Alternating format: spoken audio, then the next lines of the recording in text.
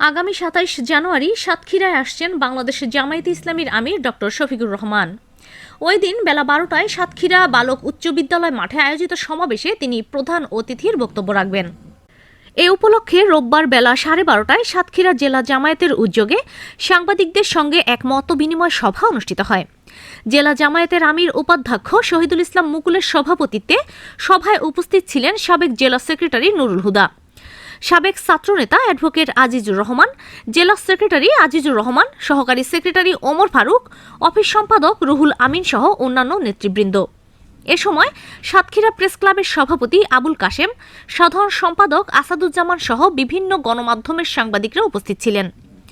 মতবিনিময় সভায় জেলা আমির বলেন, আগামী ১২ই ফেব্রুয়ারি দেশে একটি অবাধ ও নিরপেক্ষ নির্বাচনের মাধ্যমে জাতি একটি বৈষম্যহীন নতুন বাংলাদেশের প্রত্যাশায় অপেক্ষা করছে।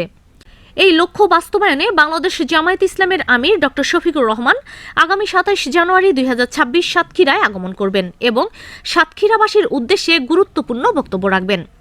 সমাবেশটি সফল ও সার্থক করতে সাংবাদিক, প্রশাসনিক কর্মকর্তা এবং আইনশৃঙ্খলা রক্ষাকারী বাহিনীর সর্বাত্মক সহযোগিতা কামনা করেন তিনি। আদিতি দেওয়ান, সিএন বাংলা নিউজ ডেস্ক।